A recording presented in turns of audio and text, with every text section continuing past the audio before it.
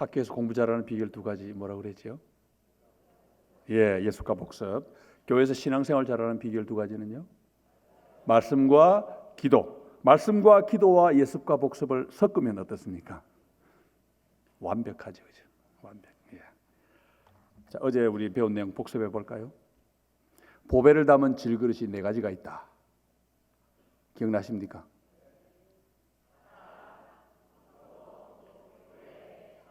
아멘. 확실하시네. 그 다음 질그릇에 담은 보배를 다른 말로 하면은 오직 하나님의 은혜. 예. 어제 안 나오신 분들도 이제 복습이 된 겁니다. 오늘은 믿음이란 무엇인가 하는 것을 생각해 보겠습니다. 질그릇에 담은 보배와 또 연결된 그런 주제인데 오늘 생각할 주제를 세 가지로 이렇게 정리를 할 수 있는데, 첫 번째로는 우리의 믿음에는 믿음의 반대라고 말할 수 있는 불신앙이 섞여 있다는 것입니다. 불신앙이 섞여 있습니다. 신앙의 반대인 불신앙이 섞여 있는데 걱정할 필요는 없습니다. 아주 자연스럽습니다. 왜 불신앙이 섞이겠습니까? 우리가 사람이기 때문에 그렇습니다. 보배를 가졌지만 그 보배를 가진 우리는 뭐라고요? 질그릇입니다. 그래서 신앙 속에 불신앙도 섞여 있습니다. 두 번째로는 믿음이란 무엇인가 복잡하게 생각할 거 없습니다. 간단히 줄이면 믿음은 하나님을 신뢰하는 것이다 하는 것입니다. 하나님을 신뢰, 믿고 의지하는 것, 그것이 우리 믿음의 핵심이다 하는 게 두 번째 주제고, 세 번째 주제는 그래서 믿음은 곧 기도다. 기도가 곧 믿음이고 믿음이 곧 기도다. 이 세 가지가 다 성경의 가르침입니다. 오늘 이 세 가지를 하나로 쭉 연결해서 한번 살펴보도록 하겠습니다. 자, 첫 번째로 우리 믿음 속에는 뭐가 섞였다고요? 불신앙이 섞여 있습니다. 성경에 그렇게 나옵니다. 성경에 보면은 믿은 듯 못 믿은 듯한 그런 애매한 상황이 여러 개가 나옵니다. 분명히 믿음이 맞습니다. 그런데 거기에 불신앙도 섞여 있습니다. 그런 경우가 여러 개가 나오는데, 특별히 그 경우들이 다 모두 훌륭한 신앙인들의 이야기입니다. 아주 믿음 좋은 분들의 이야기입니다. 우리가 성경을 읽으면서 나도 이렇게 좋은 믿음 가졌으면 좋겠다, 그런 생각 들게 만드는 그런 분들인데, 그분들의 믿음 속에 불신앙 같은 그런 요소가 개입이 되어 있더라는 것입니다. 그렇지만 그것이 개입되어 있음에도 불구하고 결론은 분명한 믿음입니다. 자, 첫 번째 경우는 사가랴라고 하는 사람입니다. 잘 아시죠? 사가랴 누굽니까? 누구 아버지입니까? 세례 요한의 아버지입니다. 대제사장입니다. 아주 훌륭한 경건의 표상이고 믿음의 표상인 사람이 바로 이 사가랴입니다.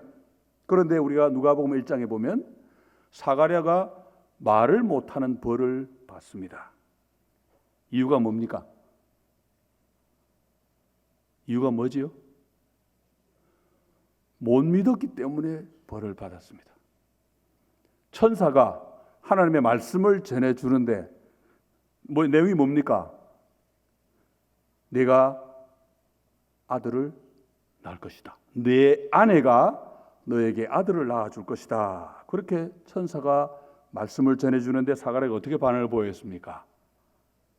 그러니까 쉽게 말해, 에이 하나님 농담도, 내가 지금 나이가 몇인데, 나보다 누굽니까?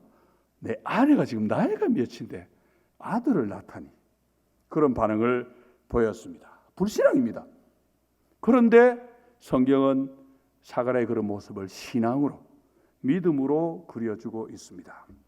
사가랴가 믿음의 사람이었다는 증거가 세 가지로 나옵니다. 첫 번째로는 사가랴와 사가랴의 아내인 엘리사벳 두 사람이 하나님의 계명을 철저하게 순종했습니다. 성경에 따르면 얼마나 철저하게 순종했냐면 흠이 없을 정도로. 여러분 가능하겠습니까? 여러분 우리도 계명 순종하잖아요. 내가 너희를 사랑한 것처럼 너희도 서로 사랑하라. 사랑합니까? 우리 잘 못해요. 열심히 했으지만. 그런데 이 두 사람은 주의 계명을 순종하는데 흠이 없이 순종했습니다. 여러분, 성경에서 우리가 완벽한 순종을 볼 때는 다른 말로 그건 완벽한 믿음이라 그래 보시면 됩니다. 우리 믿음의 조상이 누굽니까? 아브라함이죠. 히브리서 11장에 따르면은 믿음으로 아브라함은 아멘하고 끝났다, 안 그러죠? 믿음으로 아브라함은 본토 친척 아비 집을 떠났습니다. 행동입니다. 믿음으로 아브라함은 아들을 모리아산의 하나님 앞에 바쳤습니다. 히브리 11장이 말하는 믿음이 그겁니다. 기생 라합도 마찬가지지요. 라합은 믿음으로 아멘하고 끝난 게 아니고 어떻게 했습니까? 정탐꾼을 영접했습니다. 그래서 히브리서와 야고보서가 거듭 강조하는 것은 믿음은 곧 행함이다. 뒤집으면 행함은 곧 또 믿음이다. 두 가지가 같이 갑니다. 첫 번째 증거가 바로 사가랴의 순종, 계명 순종이 믿음의 증거고, 두 번째 증거는 사가랴가 기도했다 하는 사실입니다. 누가복음 1장 13절이 그렇게 말해줍니다. 자, 천사가 그에게 이르되 사가랴여 무서워하지 말라. 너의 간구함이 들린지라. 내 아내 엘리사벳이 내게 아들을 낳아주리니 그 이름을 요한이라 하라. 기도했습니다. 여러분, 기도는 믿음입니다. 사가랴가 뭐라고 기도했겠습니까? 본문에 나와 있습니다. 내 간구함이 들린지라. 너의 기도를 듣고 하나님이 응답해 주시는데 내용이 뭐라고요? 내 아내가 너에게 아들을 낳아줄 것이다. 그럼 사가랴가 뭐 기도했다는 뜻입니까? 하나님 아들 주세요 기도한 겁니다. 사가랴가 기도했습니다. 기도는 믿음입니다. 많은 사람들이 사가랴가 천사의 약속을 못 믿으니까, 사가랴 이제 나이도 많고 하니까 아마 그때쯤은 아들 달라는 기도가 아니고 아마 다른 기도를 했을 것이다, 그렇게 해석하는 신학자들도 있습니다. 그건 좀 과도한 해석입니다. 나이가 들었지만 사가랴는 아들을 달라고 기도했고 하나님이 그 기도에 응답하셔서 아들을 주셨습니다. 사가랴의 기도는 사가랴의 믿음을 보여주는 두 번째 증거입니다. 세 번째 증거는 뭐겠습니까? 세 번째 증거는 방금 이 본문에 또 나와 있습니다. 세 번째 증거는 하나님이 사가랴의 기도를 들어주셨다는 것입니다. 여러분, 우리가 기도를 하는데 믿음이 없으면 기도 못합니다. 기도하는 것은 믿음입니다. 특별히 응답을 받았다는 말은 하나님께 상달이 되었다는 뜻이고, 우리가 믿음 없이 하나님 앞에 기도한다면 응답도 안 되겠지만 하나님께 상달도 되지 않습니다. 믿음이 없이는 하나님을 기쁘시게도 못하고 하나님께 나아가지도 못합니다. 하나님이 사가랴의 기도를 듣고 응답해 주셨습니다. 그 말은 사가랴가 기도할 때 뭐 했다는 이야기입니까? 믿었다는 이야기입니다. 세 가지의 증거로 확실하게 사가랴는 믿음의 사람이란 걸 우리가 알 수가 있습니다. 그런데 그 믿음에 불신앙이 섞였습니다. 사가랴는 하나님이 아들을 주겠다 하시는 그 순간 못 믿었습니다. 1장 20절, 누가복음 1장 20절. 자, 보라, 이 일이 되는 날까지 내가 말 못하는 자가 되어 능히 말을 못하리니 이는 내가 내 말을 내가 믿지 아니함이거니와 때가 이르면 내 말이 이루어지리라 하더라. 확실한 불신앙입니다. 못 믿었습니다. 왜 못 믿었을 것 같습니까, 여러분? 쉽게 말하면 너무나 놀랍다는 이야기입니다. 너무나 놀라워서 못 믿었을 것입니다. 부부가 다 늙었습니다.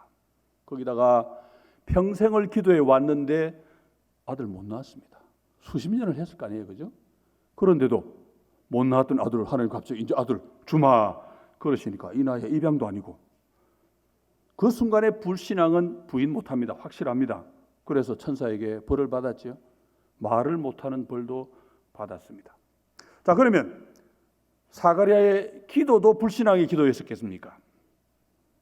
아니죠. 우리 좀 전에 봤습니다. 사가랴의 기도는 신앙의 기도가 확실합니다. 믿음의 기도가 맞습니다.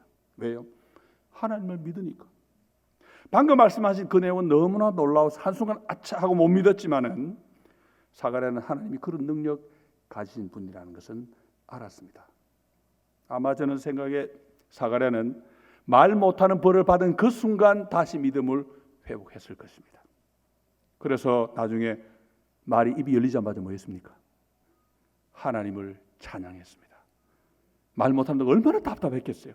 하나님, 정말 죄송합니다. 제가 믿음을 해보겠습니다. 말하고 싶은데 얼마나 답답했겠어요. 믿음이 있기 때문에 기도했습니다. 두 번째 경우는 예루살렘 교회의 경우입니다. 예루살렘 교회는 하나님 앞에 기도해서 응답받았습니다. 예루살렘 교회의 믿음은 기도했다는 거죠. 응답받은 거죠. 그런데 예루살렘 교회는 못 믿었습니다. 뭘 못 믿었습니까? 하나님이 응답해 주셨는데 응답이신 그 순간 그 응답의 내용을 못 믿었습니다. 그 역시 사가랴와 비슷하게 너무나 놀라웠기 때문에 그렇습니다. 그러면 그 순간에 못 믿었다고 불신앙이냐? 그렇지 않습니다. 신앙입니다. 왜? 기도했으니까. 그 내용은 잘 아시죠? 사도행전 12장에 나옵니다. 헤롯이 교회를 박해하면서 야고보를 먼저 잡아가지고 일단 죽여버렸습니다. 야고보가 주님 말씀하신 그 잔을 마신 거죠. 여러분 기억나십니까? 야고보와 요한이 어머니를 앞세워가지고 나중에 주님 나라 임하시거든 하나는 오른쪽 하나는 왼쪽 앉혀주세요. 그러니까 예수님이 내가 마시리라 한 잔을 너희가 마실 수 있느냐? 그럴 때 이들이 뭐라고 대답했습니까? 예, 마실 수 있습니다. 그 잔이 뭐였습니까? 십자가 죽음의 잔입니다. 야고보가 큰 소리 친 그대로 헤롯의 칼에 죽임을 당해 순교를 당함으로써 큰 소리 쳤던 그 잔을 마셔버린 거죠. 헤롯이 야고보를 죽이니까 유대인들이 좋아합니다. 그래서 유대인들이 환심을 사기 위해서 이번에는 대장을 잡았습니다. 누구를? 베드로를 잡았습니다. 근데 딱 잡았는데 처형하려고 하다 보니까 명절이 걸렸습니다. 명절에는 처형을 안 하거든요. 그래서 명절이 끝나고 나면 처형을 하자. 일단 가두어 놓았습니다. 교회가 소식을 듣고 뭐 했습니까? 기도했죠. 성경 편대로 간절히 베드로를 위해서 기도했습니다. 사가랴의 경우에도 아들 달라고 기도한 게 아니다 그런 얘기 하는 사람들이 있는데 이 베드로 이 예루살렘 교회의 경우에도 뭘 기도했냐에 따라서 의견이 왔다 갔다 합니다. 여러분 예루살렘 교회가 모여서 기도회를 합니다. 지금 밤을 셉니다. 뭐라고 기도했겠습니까? 어떤 분들은 그래요. 순교 잘하게 해서 기도해요. 여러분 그건 본인은 기도할 수 있습니다. 하나님 저 순교 잘하게 해주세요. 근데 하나님 저 사람 순교 잘하게 해주세요. 절대 그런 기도 못합니다. 혹 할 수 있다면 뭐겠습니까? 혹 고난이 오더라도 주님 믿음 버리지 않고 꿋꿋하게 잘 버티게 해주세요. 뭐 그런 기도를 할 수 있겠죠. 그렇지만 우리가 상식선에 생각해 볼 때 예루살렘 교회가 뭘 위해 기도했는지는 답이 나옵니다. 뭘 위해 기도했겠습니까? 하나님 베드로 살려주세요. 꺼내주세요. 여러분 이게 예루살렘 교회 기도의 핵심입니다. 여러분 우리는 기도할 때 자연의 순리에 따라 기도합니다. 아주 좋은 일입니다. 교인이 병에 걸렸습니다. 우리 뭐라 기도합니까? 하나님 저 병 걸려 혹시 죽더라도 믿음 지켜주세요. 그렇게 기도합니까? 뭐 그런 기도 물론 포함될 수 있겠죠. 그러면 1번은 뭡니까? 하나님 낫게 해주세요 좀. 그 우리 기도 제목입니다. 베드로가 잡혔습니다. 하나님 꺼내주세요. 야고보는 이미 죽어버렸습니다. 하나님 베드로 살려주세요. 그게 기도의 첫째입니다. 나중에 내용을 보면은 예루살렘 교회가 그걸 위해 기도했다는 걸 알 수가 있습니다. 사실은 하나님이 이들의 기도를 들으시고 베드로를 꺼내 주셨습니다. 성경을 볼까요? 사도행전 12장 13절에서 16절입니다. 참 이 상황이 재미있어요. 베드로가 대문을 두드린데 베드로가 이제 감옥에서 나와가지고 기도하고 있는 집에 가서 지금 문을 두드립니다. 사람들이 안에 기도하고 있습니다. 로데라 하는 여자아이가 영접하러 나왔다가 베드로의 음성인 줄 알고 기뻐하여 문을 미처 열지 못하고 열었으면 그냥 상황이 끝나는데 안 열어주고 안에 들어가가지고는 뭐라 그럽니까? 들어가 말하되 베드로가 대문 밖에 섰더라. 베드로 아저씨가 왔어요. 그렇게 말합니다. 그런데 사람들이 뭐라고 했습니까? 그들이 말하되 너 미쳤구나. 어제 제가 여기 설교하면서 미쳤다 표현을 썼는데 여러분도 혹시 마음이 상처되신 분 있습니까? 네, 저는 성경에 있는 말 이변은 잘 안 합니다. 미쳤다. 이 말고 여러 번 두 번도 나옵니다만은 그러니까 아니라고 우깁니다. 여자아이는 힘써 말하되 정말이라 하니 그들이 말하되 그러면 그의 천사라 하더라. 그래도 안 믿습니다. 베드로가 문 두드리기를 그치지 아니하니 그들이 문을 열어 베드로를 보고 놀라는지라. 자, 믿음과 불신앙이 섞여 있지요. 자, 첫째는 우선 믿음입니다. 믿었습니다. 하나님을 믿었습니다. 그래서 뭐 했습니까? 기도했지요. 하나님 안 믿으면 여러분 기도 못 합니다. 하나님을 믿었기 때문에 기도합니다. 하나님은 베드로를 구출해 주실 능력이 있는 분입니다. 이미 교회가 그런 경험했습니다. 기도해서 박해를 받다가도 살아나는 경험이 있습니다. 그런 기도했지요. 그리고 그런 다급한 상황에서 기도 안 하고 뭐 하겠습니까? 기도 이외에는 할 게 없습니다. 기도해야지. 그 믿음입니다. 그런데 불신앙도 섞여 있습니다. 베드로가 지금 살아나왔습니다. 그건 다른 말로 하면 하나님이 그들의 기도에 이미 응답하셨습니다. 그러면 로데라는 아이가 와서 베드로 아저씨가 왔어요. 그런데 사람들의 반응이 뭐라 해야 됩니까? 할렐루야 하고 나와야 되잖아요. 그런데 하나님이 그렇게 신속하게 그렇게 놀랍게 응답하실 줄은 꿈에도 생각 못했습니다. 그러니까 뭐라고 그랬습니까? 너 미쳤구나. 제정신이 아니구나. 그런 반응을 보였습니다. 여기서도 성경이 말하는 핵심은 예루살렘 교회가 믿는다 그러고 사실은 안 믿었다 이게 아닙니다. 핵심은 그만큼 놀라웠다. 놀라운 방법으로 하나님이 역사하셨다. 그런 뜻이죠. 사가랴의 경우하고 비교를 해보면 사가랴는 혼자 못 믿었습니다. 그렇죠? 그런데 예루살렘 교회는 지금 집단으로 단체로 못 믿습니다. 그러다 사가랴는 한 번 딱 못 믿고는 바로 벌 받았습니다. 근데 예루살렘 교회는 보세요. 내가 미쳤나 그러다가 아이가 정말 우기니까 뭐라 그럽니까? 그러면 그게 천사다. 끝까지 우깁니다. 아주 집요하게 불신앙을 보여주지요. 그럼에도 불구하고 이들은 믿음입니다. 이들의 믿음이란 가장 확실한 증거는 하나님이 베드로를 꺼내주셨다는 것입니다. 이들의 믿음의 기도에 하나님이 응답하신 것이죠. 참 이렇게 어렵습니다. 신앙과 불신앙이 섞여 있는 듯 보입니다. 그런데 이런 왔다 갔다 하는 이 차이를 좀 더 분명하게 보여주는 또 다른 사람이 하나 있습니다. 누구냐면 사라라고 하는 사람입니다. 사라. 누구의 부인입니까? 아브라함. 믿음의 조상의 부인입니다. 그런데 여러분 성경을 잘 보시면요. 사라도 아브라함 못지않은 믿음을 가진 사람이었습니다. 사라가 지금까지 아브라함과 같이 믿음으로 잘 살아왔습니다. 사라가 나중에 자기 첩을 아브라함에게 주지요. 내 첩을 통해서라도 내 몸종을 통해서 몸종을 아브라함이 첩으로 주는데 내 몸종을 통해서라도 아들을 낳으시오. 사라가 왜 그렇게 했겠습니까? 하나님 약속을 믿었기 때문입니다. 하나님이 아들 주기도 약속하셨는데 아브라함의 아들을 나는 이미 폐경이 됐습니다. 그러면 하나님 이런 방법 쓰시겠구나. 그래서 몸종을 아브라함의 첩으로 준 겁니다. 믿음 물론 한계가 있긴 하죠. 그렇지만 믿음입니다.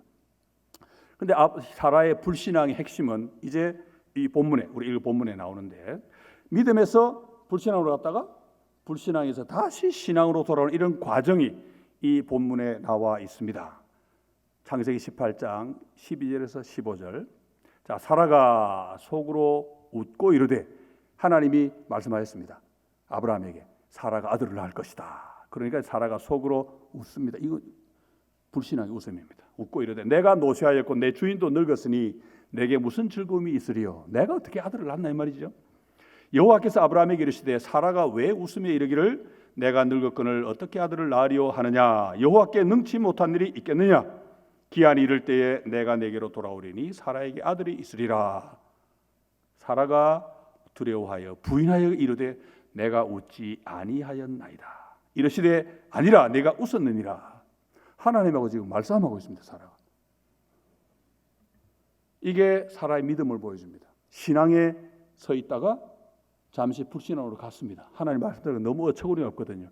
자기가 지금 폐경된 몸인데 네가 아들을 낳는다. 그래, 아이고 하나님 사가랴하고 똑같이 하나님 농담도 그랬단 말이에요. 하나님이 아시고 사라가 왜 웃느냐? 근데 사라가 보이는 반응이 재미있습니다. 사라가 우기지요? 안 웃었습니다. 여러분 이게 말 됩니까? 전능하신 하나님 앞에 내 웃어놓고 하나님 안 웃었습니다 하고 지금 부인하고 있습니다. 이것은 단순히 사라가 하나님을 속이기 위해서 한 건 아닙니다. 이 속에 사라의 믿음이 나타납니다. 왜냐하면 하나님이 아들을 낳을 것이다 말씀하시고 사라가 웃으니까 거기 하신 말씀이 있죠. 여호와께 능치 못할 일이 있겠느냐. 그렇게 말씀하시고 난 다음에 사라에게 너 웃었지. 안 웃었는데요.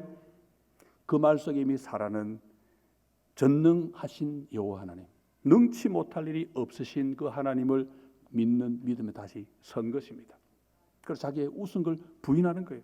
하나님 속이는 게 아니고 믿음에 선 자기의 모습을 보여줍니다. 사라는 신앙에서 잠시 불신앙으로 갔다가 하나님 말씀을 듣고 다시 신앙으로 돌아 신앙에 굳게 섭니다. 그것을 히브리서 11장 11절 12절이 잘 보여줍니다. 믿음으로 사라 자신도 나이가 많아 단산하였으나 잉태하는 힘을 얻었으니 이는 약속하신 이를 미쁘신 줄 알았습니다. 이러므로 죽은 자와 같은 한 사람으로 말미암아 하늘의 허다한 별과 또 해변의 무수한 모래와 같이 많은 후손이 생육하였느니라. 약속하신 이가 미쁘시다는 걸 믿었습니다.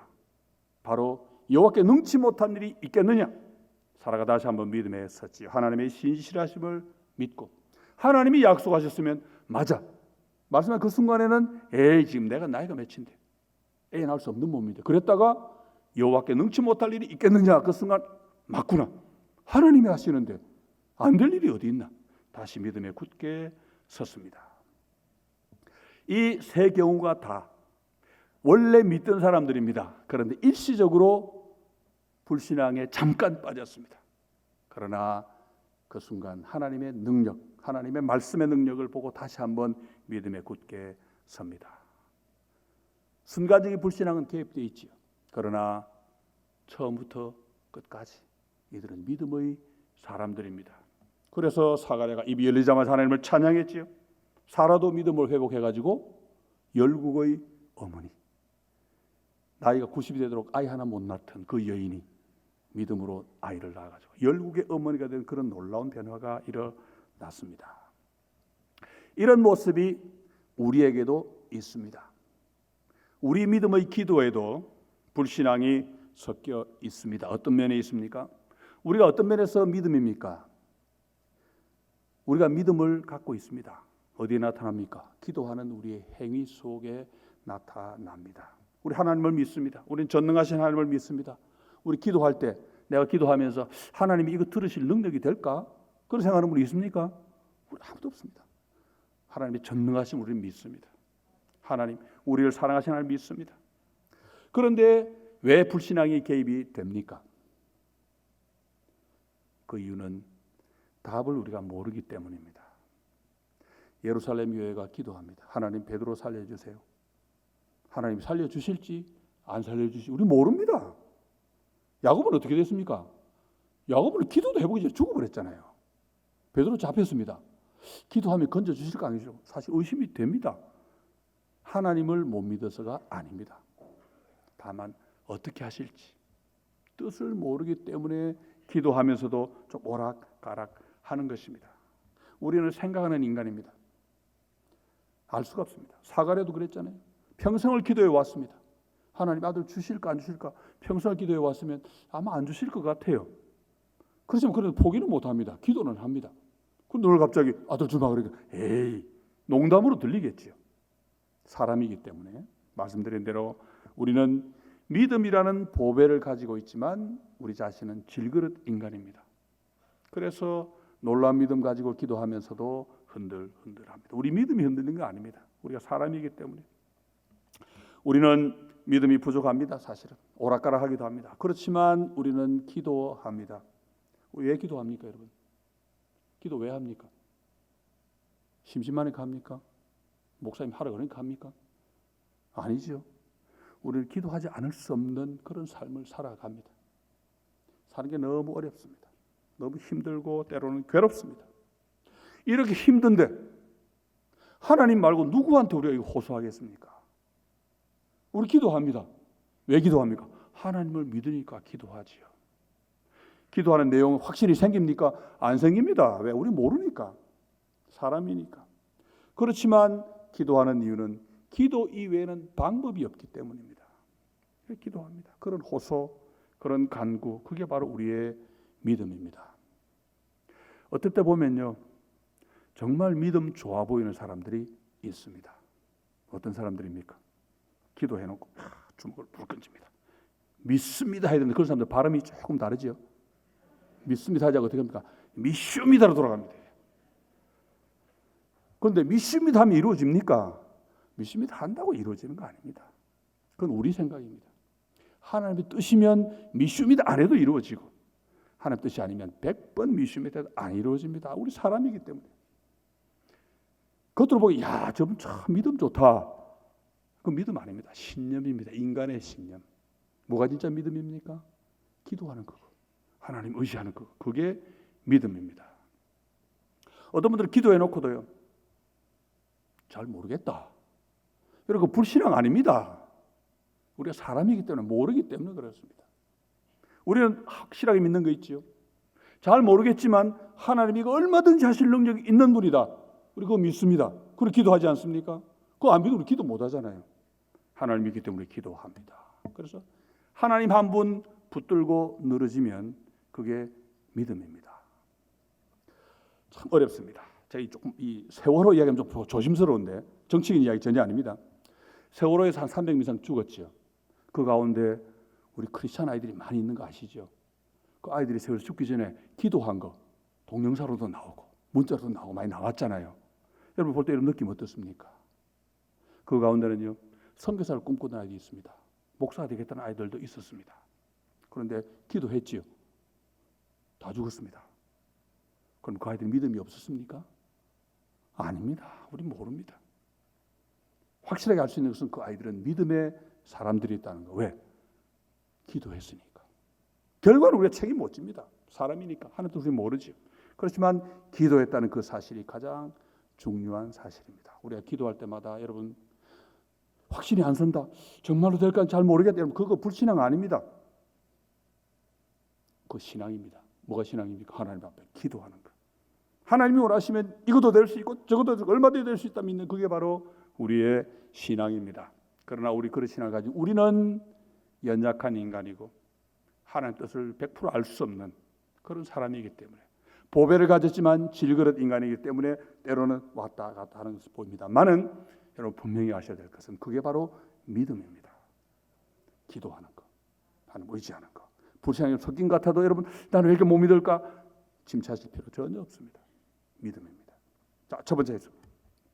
자, 두 번째로 이제 믿음이란 무엇인가 들어갑니다. 아까 말씀드렸죠. 믿음이 뭐라고 그랬지요? 하나님을 신뢰하는 것. 그게 믿음이라고 그랬습니다. 하나님 신뢰, 하나님 의지. 그게 믿음인데. 자, 믿음에 대해서는 우리가 성경 어디를 봐야 되겠습니까? 믿음장. 히브리서 11장. 여기 뭐 답이 너무 잘 나와가지고 좀 재미가 없네. 좀 안 나와야 목사님 좀 혼돈 해버릴 텐데. 너무 답이 잘 나와요. 히브리 11장 너무 감사합니다. 자, 히브리 11장은 믿음을 정의를 내려줍니다. 영어로 데퍼니션을 우리에게 주는데 히브리 11장 1절 2절. 자, 믿음은 바라는 것들의 실상이요 보지 못하는 것들의 증거니 보이지 않는 것들의 증거니 번역이 됐네요. 선진들이 이로써 증거를 얻었느니라. 자, 실상 바라는 것들의 실상이다. 이 실상은 본체 또는 실체 또 어떨 때는 토대 뭐 그런 뜻이 있습니다. 내가 바란다 이 말은 다른 말로 하면 지금 없다는 뜻입니다. 있으면 안 바라죠. 없으니까 바랍니다. 그런데 바라는 것의 실상이다, 실체다 이 말은 없지만 있는 것과 똑같다. 그게 바로 믿음입니다. 만약에 토대로 본다 그러면 내가 지금 없지만 바라는 그것을 이루어줄 수 있는 밑바탕이 된다. 그게 믿음이라 그런 뜻이죠. 자, 보이지 않는 것들의 증거다. 증거라고 하는 것은 어떤 걸 입증해 주는 근거입니다. 입증. 근데 보통 증거는 눈에 보입니다. 그런데 믿음은 눈에 보이지 않는 증거고 안 보이는 그것에 대한 증거가 되는 것이 믿음입니다. 대표적인 보기가 천지 창조입니다. 히브리 11장 3절.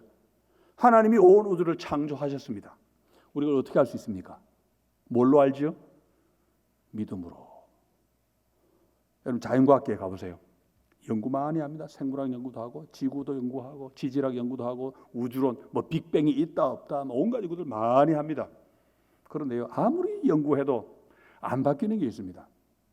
믿느냐 안 믿느냐 이 기준은 안 바뀝니다. 연구 많이 해도 안 믿는 사람들은 끝까지 우깁니다. 그냥 빅뱅 뻥 터져서 생겼다. 믿음이 있는 사람은요 뭐 빅뱅이든 뭐든 관계없습니다. 어쨌든 어떤 방식이든 하나님이 창조하신 것이다. 믿습니다. 믿음이 있고 없고 확실해요. 그게 바로 증거입니다. 증거. 믿음은 그런 증거가 된다는 것입니다.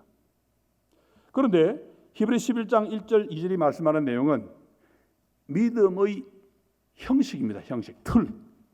믿음이라고 하는 것의 틀을 이야기하고 바라는 것들의 실상이고 보이지 않는 것들의 증거인데 그 실상, 그 증거의 내용이 뭔지는 말하지 않습니다.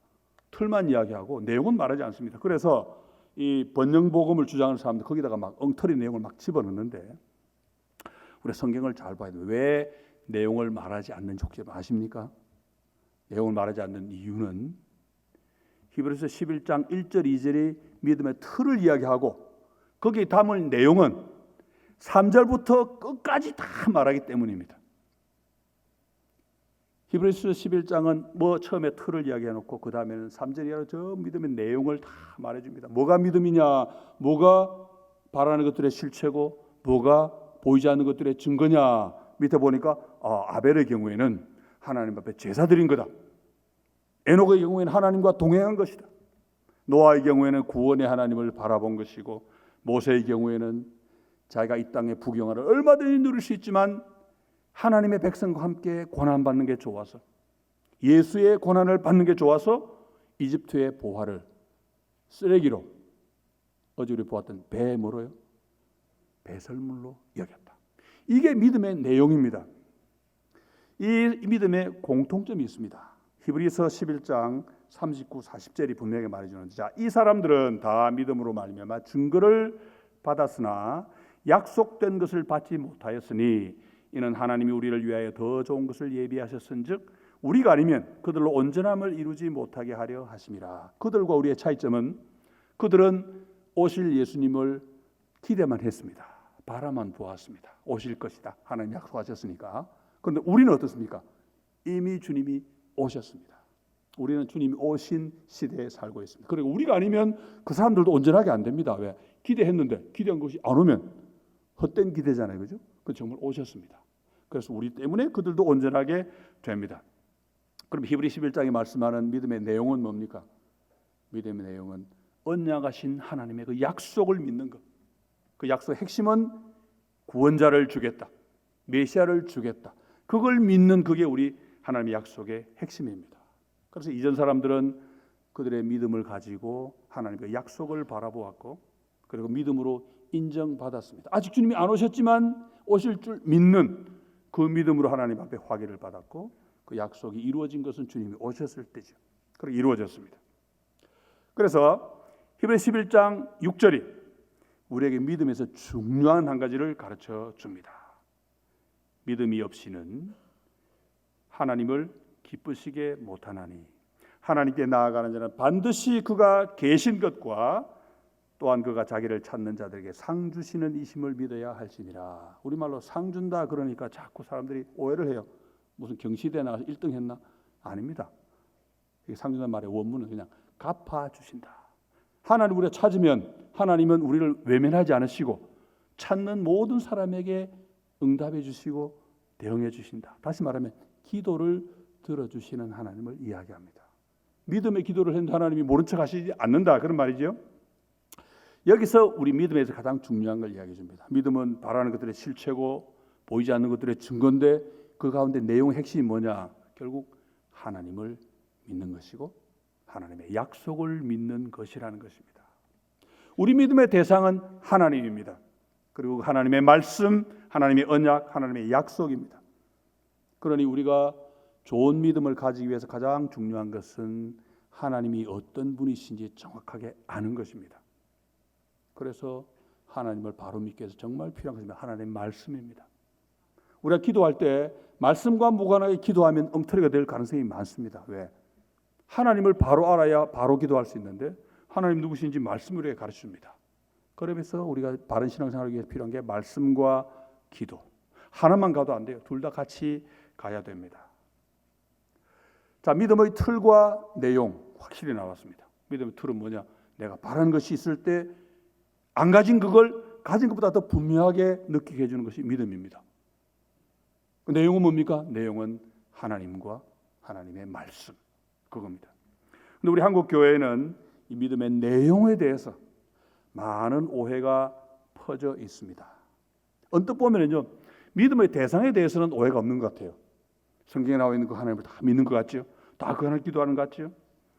그런데 믿음의 내용에 대해서는 오해가 있습니다. 아까 말씀드린 대로 미슈미다의 오해입니다. 믿음의 내용, 하나님이 믿음의 틀을 주시고 안에 내용도 주셨는데 사람들이 믿음의 틀만 딱 가지고 가고 내용을 싹 빼버립니다. 그리고는 그 내용을 내가 채웁니다. 내가 채우면 뭘로 채우겠습니까? 내 마음에 바라는 것, 내 욕심, 내 탐욕, 그걸 막 채웁니다. 내가 지금 바라는 게 있단 말이에요.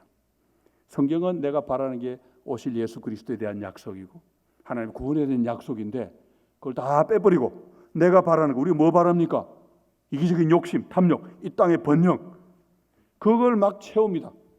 그러고는 하나님 이거 들어주세요 하고는 믿습니다 하지 않고 믿습니다 하고 세게 말합니다. 사람들은 그것 하나님께 드리는 기도라고 생각합니다. 그런데요, 우리가 기도하는 내용이 바뀌면 우리 기도를 듣는 대상도 달라집니다.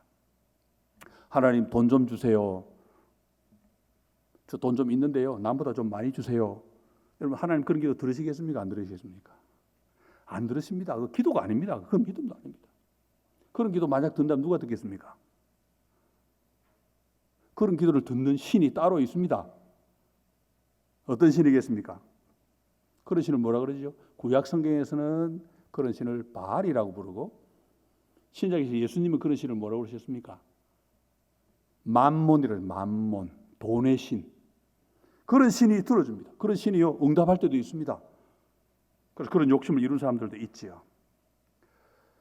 우리는 하나님 앞에 기도할 때 우리 삶의 필요를 위해 드리는 기도. 주님이 주기도문에서 뭐라고 그러셨습니까? 오늘날 우리에게 일용할 양식을 주시옵고. 그 주님 기도하라 그러셨습니다. 그러니까 우리 일용할 양식, 무엇을 먹을까, 무엇을 먹을까 걱정하면 안 되지만 하나님께 간구해야 됩니다. 하나님이 주시는 거니까. 그런데 그거하고 우리의 욕심을 쏟아붓는 것하고는 잘 구분을 해야 됩니다.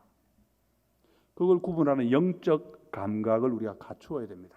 그렇지 않으면 처음에는 필요를 위해서 기도하다가 나중에 점점점 욕심이 커집니다. 그럼 나중에는 우리 기도를 하나님이 안 들으세요. 바알에게 갑니다. 만몬에게 갑니다. 우리가 하나님 앞에 기도할 참 기도의 내용은 하나님의 약속입니다. 자, 그도 말씀드리죠. 기도가 바로 믿음입니다. 그런데 그 믿음이 잘못된 내용으로 덮이고 그러면 잘못된 대상으로 가고 그러면 그 가짜가 돼버립니다. 정말 조심해야 되겠죠. 우리가 기도할 내용은 하나님의 약속이고 그 약속은 구원의 약속, 또 지켜주겠다는 약속, 또 로마서 8장 28절에 우리 하나님 앞에 참 큰 소리 칠 수 있는 좋은 약속이 있죠. 하나님을 사랑하는 자, 곧 그 뜻대로 부르심을 입은 자들에게는 뭐라고요? 모든 것이 합력하여 선을 이루느니라. 우리 그런 거 밀고 나가는 거예요. 하나님 앞에 그거 가지고 기도하는 것이 진짜 믿음의 기도죠. 자, 이런 기도의 본이 되는 사람이 바로 우리 믿음의 조상 아브라함입니다. 로마서 4장 19절에서 21절 말씀에 보면은, 자, 아브라함 그가 100세나 되어 자기 몸이 죽은 것 같고 사라의 태가 죽은 것 같음을 알고도 믿음이 약하여지지 아니하고 믿음이 없어 하나님의 약속을 의심치 않고 믿음으로 견고하여져서 하나님께 영광을 돌리며 약속하신 것을 또한 능히 이루실 줄을 확신하였으니, 아브라함이 믿음이 약해지지 않고 강해졌다는 말을 여러 번, 지금 4번 정도 되풀이하고 있습니다. 믿었다, 믿었다, 믿고 또 믿었다, 그렇게 말합니다. 뭘 믿었습니까? 아브라함이 딱 한 가지입니다. 아들 주마. 사가랴하고 조금 다릅니다. 왜? 이 아들은 하나님의 구원의 약속을 이룰 그런 아들. 당장은 이삭이지만 멀리 바라볼 때 누굽니까? 예수 그리스도를 주겠다는 약속이기 때문에 아브라함의 믿음은 하나님의 구원 역사와 직결되어 있는 그런 믿음입니다. 이게 바로 하나님의 그 약속을 믿는, 이게 바로 믿음의 사람들이 가졌던 올바른 믿음입니다. 그게 바로 오늘 우리의 믿음이 되어야 됩니다. 그래서 우리가 믿음을 간단하게 줄이면은 우리 주님이 가르치셨습니다. 마가복음 11장 22절 뭐지요? 예수께서 그들에게 대답하여 이르시되 하나님을 믿으라. 같이 한번 해봅시다. 하나님을 믿으라. 믿음은 이겁니다. 우리 믿음의 대상에 대한 확실한 믿음, 그리고 그와 함께 우리 믿음의 내용에 대해서, 믿음의 내용이 뭡니까? 하나님의 약속 하나만 붙들어라. 이게 바로 우리의 믿음입니다. 자, 이제 두 가지 말씀드렸습니다. 첫째로 뭐였지요? 우리가 하나님을 믿지만 그 속에 불신앙 같은 요소가 섞여 있다. 그렇지만 걱정할 거 없습니다. 믿음입니다. 보배를 가졌지만 우리가 질그릇이기 때문에 그렇습니다. 두 번째로 믿음은 뭐라고요? 하나님을 신뢰하는 것입니다. 하나님을 믿어라. 그게 바로 믿음입니다. 자, 이제 세 번째로, 그러면 하나님을 믿는 게 뭡니까? 우리 기도하는 거잖아요, 그죠? 믿음이 바로 기도고, 기도가 또 믿음이다. 그 내용을 우리가 오늘 아까 읽은 본문을 또 중심으로 한번 살펴보겠습니다. 기도가 무엇인지, 어떻게 해야 되는 것인지, 우리 기도와 믿음이 어떻게 이어져 있는지 주님이 이 비유를 통해서 잘 알려주십니다. 우리가 비유를 살필 때는 항상 먼저 보아야 될 것이 그 비유를 들려주신 목적이 무엇인가 하는 겁니다. 주님 비유를 말씀하실 때 항상 뭘 위한 비유인지 설명해 주십니다. 주님이 이 비유의 목적을 1절에 설명해 주십니다. 뭐라고 말씀하십니까? 예수께서 그들에게 항상 기도하고 낙심하지 말아야 할 것을 비유로 말씀하여. 본문 첫 구절이죠. 이 비유를 들으신 목적이 뭐라고요? 항상 기도하고 낙심하지 말아야 될 것을 가르쳐 주시기 위해서 주님이 이 비유를 들려주셨습니다. 주님은 항상 뭐하라고요? 기도하라 그러셨습니다. 주님은 거듭 말씀하십니다. 항상 기도하라. 누가복음 21장 36절에서도 이러므로 너희는 장차 올 이 모든 일을 능히 피하고 인자 앞에 서도록 항상 기도하며 깨어 있으라 하시니라. 여기서 뭐라고 하시죠? 항상 기도하며 깨어 있으라. 항상 기도하라 말씀하시죠. 왜 항상 기도해야 됩니까? 항상이란 말은 계속 하는 거죠. 왜 항상 해야 되느냐 하면 잠시라도 쉬면 뚫립니다. 잠시라도 쉬면 낙심할 수 있습니다. 항상 기도하고 낙심하지 말아라. 이 말은 잠시라도 기도하지 않으면 낙심할 수 있다 이 말입니다. 잠시라도 쉬면 쓰러집니다. 잠시라도 기도를 쉬면 죄에 빠집니다. 주님은 항상 기도하라 말씀하시는데 사도 바울은 똑같은 말씀을 조금 다르게 표현합니다. 혹시 아십니까? 뭐지요? 쉬지 말고 기도하라. 그 말인데 바울도 물론 항상 기도하는 표현도 씁니다만 바울은 쉬지 말고 기도하라 같은 말입니다. 데살로니가서 5장 17절이죠. 항상 하는 것은 안 쉬고 하는 것입니다. 기도하지 않으면 낙심할 수 있고, 기도하지 않으면 죄에 빠질 수 있고, 기도하지 않으면 쓰러질 수가 있습니다. 왜 그렇습니까? 갈라디아서 6장 9절이 우리에게 가르칩니다. 우리가 선을 행하되 낙심하지 말지니 포기하지 않으면 때가 이름에 거두리라. 왜 기도하지 않으면 낙심하느냐 하면은 우리가 낙심하게 되는 이유가 뭐냐면 끊임없이 뭔가를 해야 됩니다. 예수 믿는 사람의 삶은 가만히 있으면 되는 게 아니고 끊임없이 뭔가를 해야 되니까 뭔가를 하냐 뭐냐면 바로 선을 행해야 됩니다. 우리가 선을 행하되 낙심하지 말지니 선을 행하는데 왜 낙심합니까? 선을 한두 번 하고 말 게 아니고 끊임없이 해야 되기 때문에 하다가 힘들다 그만하자. 그게 낙심입니다. 끊임없이 선을 행해야 하기 때문에 우리는 낙심해서는 안 되고 그래서 우리는 기도해야 됩니다. 쉬지 않고 항상 기도해야 됩니다. 오늘 이 본문에 나오는 과부의 억울함이라고 하는 게 있는데 자세한 내용으로 살필 기회가 없습니다만 선을 행하는 일과 관련되어 있습니다. 그래서 이 선과 낙심을 연결하는 구절이 또 있습니다. 데살로니가서 3장 13절에 보면은 형제들아 너희는 선을 행하다가 낙심하지 말라. 선을 행하지 않으면 낙심할 일도 없습니다. 그러니까 주님이 항상 기도하며 낙심하지 말아야 된다고 말씀하시는 그 내용은 우리가 기도하는 일하고 우리가 선을 행하는 일이 연결되어 있다는 걸 우리에게 가르쳐 줍니다. 오늘 보면 마지막 부분에 보면 주님이 그러나 인자가 올 때 세상에서 믿음을 보겠느냐 그렇게 말씀하시는데 그 내용 믿음을 보겠느냐 이 말은 선을 행하다가 낙심한 사람들이 많을 것이다 그 말씀하고 연결이 됩니다. 결국 항상 기도하고 낙심하지 말라 그런 말씀인데 그 말씀 속에는 우리의 삶이라고 하는 것이 끊임없는 선을 행해야 되는 그런 삶이라는 뜻도 있고 그리고 이제 이 비유의 배경이 되고 있는 이 도시라고 하는 이 상황과 연결이 됩니다. 자, 우리 도시 한번 보겠습니다. 도시. 자, 이 비유의 내용을 잠깐 보겠는데 이 비유는 도시에서 일어난 일을 다루고 있습니다. 자, 도시가 어떤 곳인지 성경 우리에게 가르쳐 주는데 성경은 도시하고 마을을 구분을 합니다.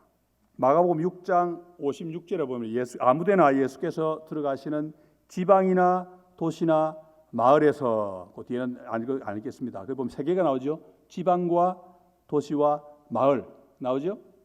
지방은 그야말로 시골입니다. 시골은 사람들이 흩어져 사는 곳입니다. 드문드문 논도 있고 밭도 있고 드문드문 흩어져 사는 곳이 지방입니다. 그 다음에 마을이 나오죠. 마을은 사람들이 조금 모여 있는 곳입니다. 시골에 가도 집들이 좀 이게 몇십 채 모여 있잖아요, 그죠? 그게 이제 마을입니다. 지방과 조금 다르죠. 그런데 도시는 뭡니까? 마을과 지방은 집이 흩어져 있고 마을은 집이 모여 있는 곳입니다. 도시는 집이 모여 있을 뿐만 아니고 그 모여 있는 그 자리 주변으로 그 둘레로 성이 쌓여 있는 곳을 가리킵니다. 그러니까 성이 없으면 집이 모여 있어도 그건 마을입니다. 그런데 성으로 둘러싸여 있으면은 그곳은 도시가 됩니다. 성경은 이렇게 성이 쌓여 있는 곳과 그렇지 않은 곳을 정확하게 구분을 합니다. 그래서 마을과 지방은 같아요. 집이 모여 있든 흩어져 있든 벽이 안 쌓여 없으니까. 그러나 도시는 성벽이 있는 그런 곳을 가리킵니다. 옛날에도 우리 한국도 그랬지요. 한양이라고 하는 곳에는 성으로 둘러싸여 있습니다. 그래서 한양을 들어가면 반드시 뭘 통과해야 됩니까? 문을 통과해야 됩니다. 남쪽은 남대문, 동쪽은 뭐 동대문, 남대문 이름은 숭례문이다. 이렇게 문이 4개가 동서남북이 다 있습니다. 성곽으로 쌓인 곳이 도시고 요즘도 서울 가려면 문을 지나가야 됩니다. 요즘 무슨 문 지나가 아십니까 혹시? 톨게이트 그런데 톨게이트 문을 지나가야 됩니다. 그게 도시입니다. 이 도시를 구약 성경에서는 성이라고 부릅니다. 도시라는 말로 번역하지 않고 성, 근데 같은 말입니다. 같은 말입니다. 도시, 성. 성을 쌓았다 이 말은 도시를 건설했다 이 말입니다. 사람들이 그냥 모여 살았다는 뜻이 아니고 모여 살 뿐만 아니고 주변을 성으로 둘러쌌다 그런 뜻입니다. 성경에 보면 최초로 성을 쌓은 사람, 도시를 최초로 건설한 사람이 나오는데 혹시 누군지 아십니까? 창세기 4장에 나옵니다. 최초의 도시 건설자는 가인입니다. 하나님께서 쫓겨나가지고 한 일이 바로 성을 쌓은 일입니다. 도시를 건설한 일입니다. 가인이 했다. 그러니까 일단 느낌이 오지요. 아, 그런 게 도시구나. 구약 성경에서 성을 건축한 것, 도시를 건축한 것 가운데 가장 유명한 것이 창세기 11장에 나오는 건축 사업입니다. 혹시 뭔지 아시겠습니까? 창세기 11장. 바로 바벨탑 사건입니다. 바벨탑 탑만 쌓은 게 아니고 성을 건축한 겁니다. 창세기 11장 4절에 보면 자, 또 말하되 자, 성읍과 탑을 건설하여 이 성읍이 바로 도시란 말입니다. 도시를 쌓고 도시를 쌓으면 주변에 성을 쌓아야 되니까 그 성 중에 하나 이제 탑도 쌓자 이 말이죠. 그 탑 꼭대기를 하늘에 닿게 하여 우리 이름을 내고 온 지면에 흩어짐을 면하자 하였더니 이 창세기 11장에 나오는 바벨탑 사건은 바로 도시 건설 사건을 이야기합니다. 이게 왜 문제가 됩니까? 도시 건설은 여러 가지로 문제가 되는데 첫째로는 하나님의 명령에 대한 반발입니다. 하나님은 창세기 1장 28절에서 뭡니까? 생육하고 번성하고 땅에 충만하라. 땅을 정복하라. 하늘과 땅과의 모든 동물을 어떻게 하라고요?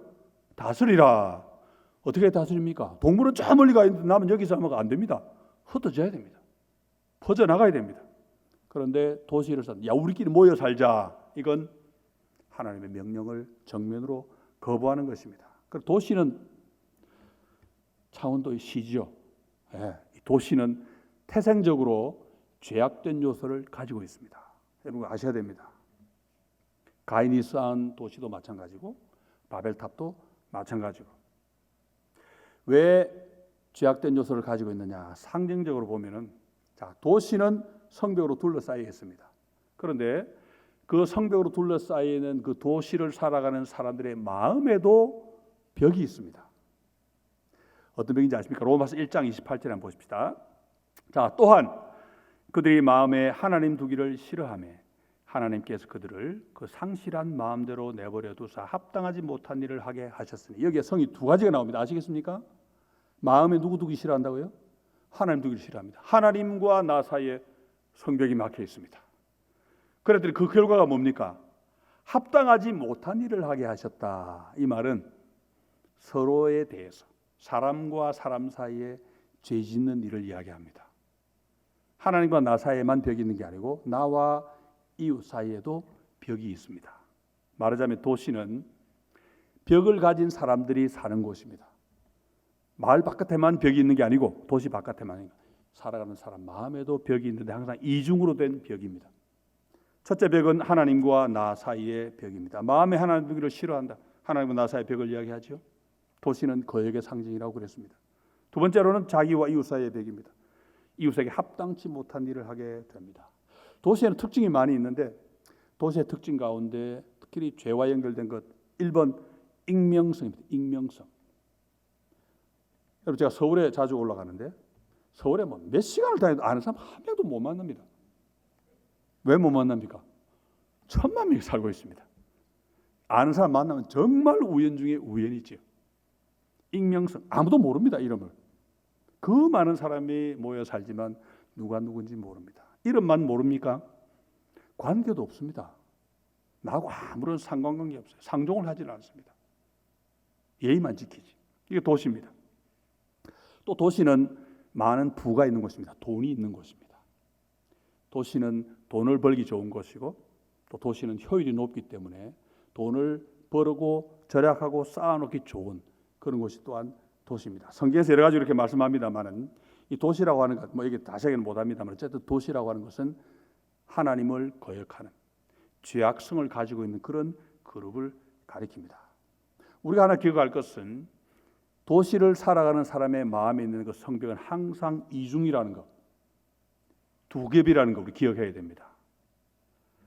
요한일서 4장 20절이 뭐라고 말씀하냐면 자 누구든지 하나님을 사랑하노라 하고 그 형제를 미워하면 이는 거짓말하는 자니 보는 바 그 형제를 사랑하지 아니하는 자는 보지 못하는 바 하나님을 사랑할 수 없느니라. 무슨 이야기입니까? 벽이 없으면 아예 없든지 있으면 한 겹만 있을 수는 없다는 겁니다. 있으면 이중입니다. 없으면 없고 있으면 이중. 이게 바로 도시 사람들의 마음에 있는 벽의 특징인데 도시 사람이니까 벽이 없을 수가 없죠. 모든 사람이 다 이중의 벽을 가지고 살아가는 것이 바로 도시입니다. 오늘 본문에 나오는 이 재판장도 그런 사람인데 자 누가복음 18장 2절에 보면은 주님이 뭐라고 말씀하십니까? 가라사대 어떤 도시에 하나님을 두려워하지 않고 사람을 무시하는 한 재판장이 있는데 이중의 벽이 보입니까? 하나님도 무시하고 사람도 무시하는 이중의 벽입니다. 주님이 또 이야기하십니다. 18장 4절에서도 그가 얼마 동안 듣지 아니하다가 후에 속으로 생각하되 내가 하나님을 두려워하지 않고 사람을 무시하나. 두 개가 같이 나옵니다. 하나님을 두려워하면 사람도 무시 못합니다. 그럼 벽이 없는 사람이죠. 근데 하나님을 두려워하지 않기 때문에 사람도 무시해버립니다. 두 가지 벽이 이중의 벽이 늘 같이 있는 거죠. 그래서 도시는 그런 이중의 벽을 가진 사람들이 사는 곳입니다. 재판장인데 불의한 재판장이고 못된 재판장이고 왜 못되냐면 재판장이 존재하는 이유는 이 세상에 불의가 있고 불공평하고 억울한 일이 있기 때문에 그걸 바로잡으라고 있는 게 재판장인데 이 재판장은 도시의 재판장입니다. 못된 재판장입니다. 불의를 보고도 모른 채 해버리는 나쁜 사람이죠. 하나님이 이 세상에 국가를 두셨습니다. 국가를 왜 두셨습니까? 여러분 국가가 없다고 한번 생각해 보십시오. 이 세상은 혼란에 빠집니다. 정의고 진리고 다 없어져 버립니다. 그래서 하나님이 국가를 두셔서 정의를 구현하고 정의만 구현하면 됩니까? 정의를 구현해도 소외되는 약자가 있습니다. 국가는 그 약자를 또 보호해야 됩니다. 그러니까 하나님이 국가를 두셨는데 그런데 이 재판장은 도시 사람이라서 그런데 관심이 없습니다.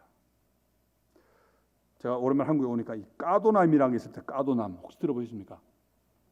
까도남 까다로운 또는 까칠한 도시 남자 뭐 그러더라고요. 근데 여기 나오는 이 재판장은 나도남이에요. 나도남 나쁜 도시 남자. 자, 예수님이 지금 이 비유의 배경으로 도시를 배경으로 설정하신 의도가 뭐겠습니까? 그 의도는 쉽게 말해서 오늘 우리가 살아가는 곳이 어떤 곳인가 알려주시는 그런 뜻이 있습니다.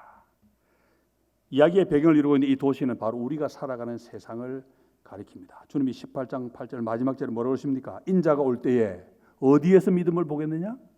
세상에서 믿음을 보겠느냐? 지금 도시 이야기 하시는데 주님이 적용하실 때는 세상에서 믿음을 보겠느냐? 다시 말하면 세상, 우리가 사는 곳이 바로 도시다.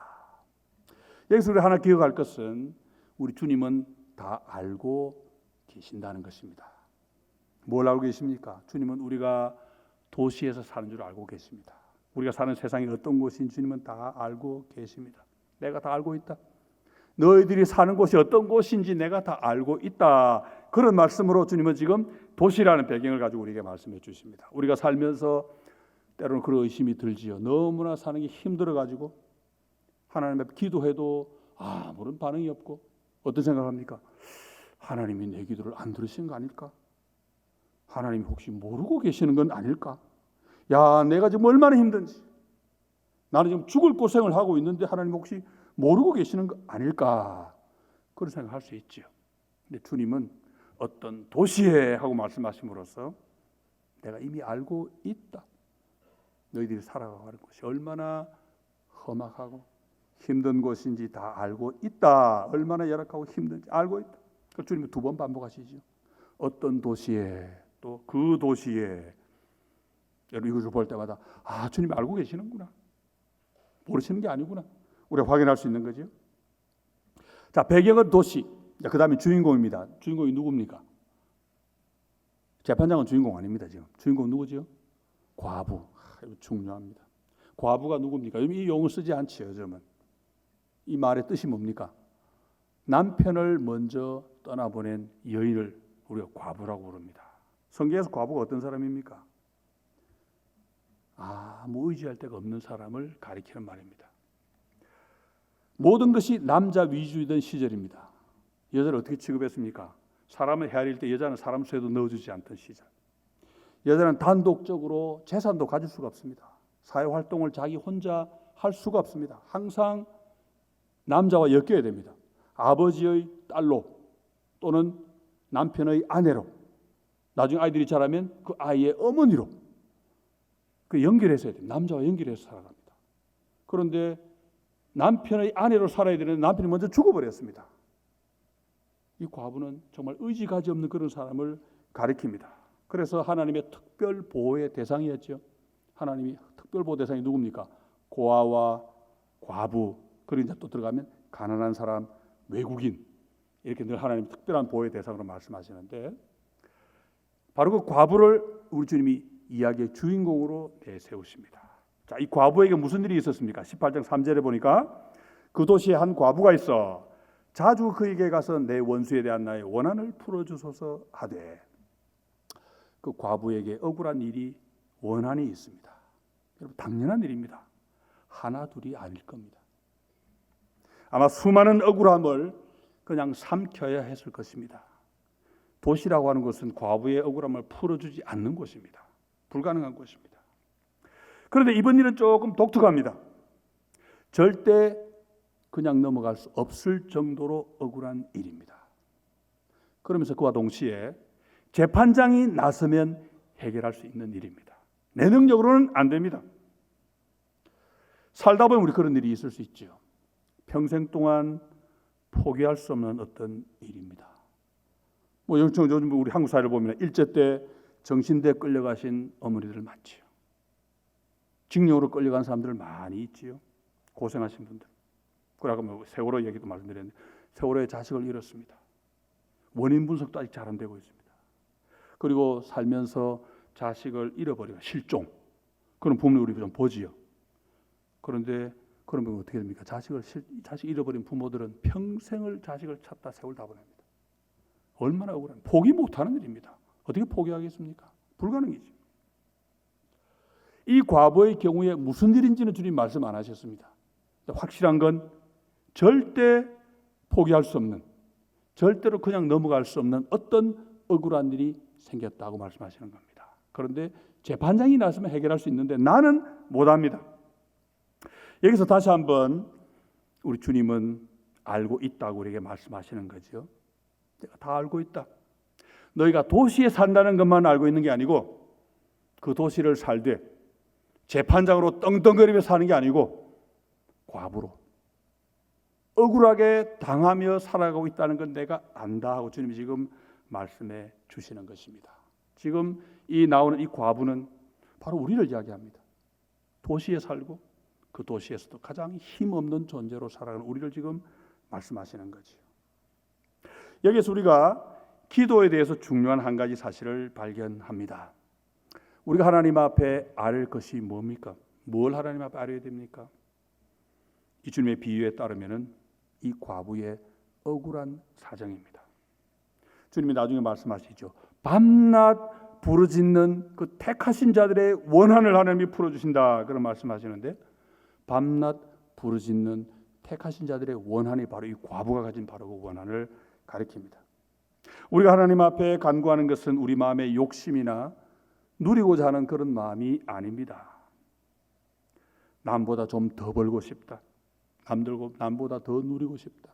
승진하고 싶고 아파트 평수도 좀 누리고 싶고 대학도 좀 더 좋은 데 가게 해달라. 그런 거 아닙니다. 그런 건 모조리 뭐라고요? 배 뭐라 그랬지요? 질그릇 타령입니다. 우리는 뭘 본 사람입니까? 우리는 보배를 본 사람들입니다. 보배를 봤는데 질그릇 가지고 이렇게 되겠습니까? 우리는 보배를 본 사람들인데 우리는 하나님의 약속대로 이 땅을 살다가 고난을 겪습니다. 주님의 자녀로 예수님의 제자로 살아가는 거 힘듭니다. 괴롭습니다. 그걸 주님 앞에 하나님 앞에 가지고 가는 겁니다. 그게 바로 우리의 기도입니다. 고난은 쉽게 말하면 억울한 일이죠. 그게 바로 우리의 기도입니다. 기도가 뭐라고요? 보배로 살다가 질그릇이기 때문에 당하는 그런 고난을 하나님 앞에 가지고 가는 것입니다. 자, 지금 주님은 도시의 과부 이야기를 우리 이야기로 들려주십니다. 억울한 일을 겪고 그 재판장이 호소하는 이야기를 우리에게 들려주시는데 그 이야기의 제일 중요한 핵심이 이제 나옵니다. 주님이 이 비유에서 눈여겨보아라 하고 말씀하신 얘기 하나 나옵니다. 뭐냐면 재판장의 변화입니다. 한동안 안 들어주다가 들어주기로 재판장이 마음을 바꿉니다. 너희들 이걸 눈여겨봐라고 주님이 말씀하십니다. 자, 18장 5절 6절입니다. 자, 이 과부가 나를 번거롭게 하니 내가 그 원한을 풀어주리라. 그렇지 않으면 늘 와서 나를 괴롭게 하리라 하였느니라. 주께서 또 가라사대 불의한 재판장이 말한 것을 들으라. 주님 우리에게 눈여겨보라고 말씀하신 게 뭐냐? 불의한 재판장이 마음을 바꿨다는 사실을 기억해라. 재판장의 변화, 변심, 마음을 바꿨습니다. 자, 재판장이 지금까지 이 과부의 청을 안 들어준 이유가 뭡니까? 이중의 벽이 있다 그랬죠? 하나님도 무시하기 때문에. 사람도 무시합니다. 하나님도 안 믿고 사람도 무시하고. 그래서 이 재판장은 불의한 재판장, 못된 재판장입니다.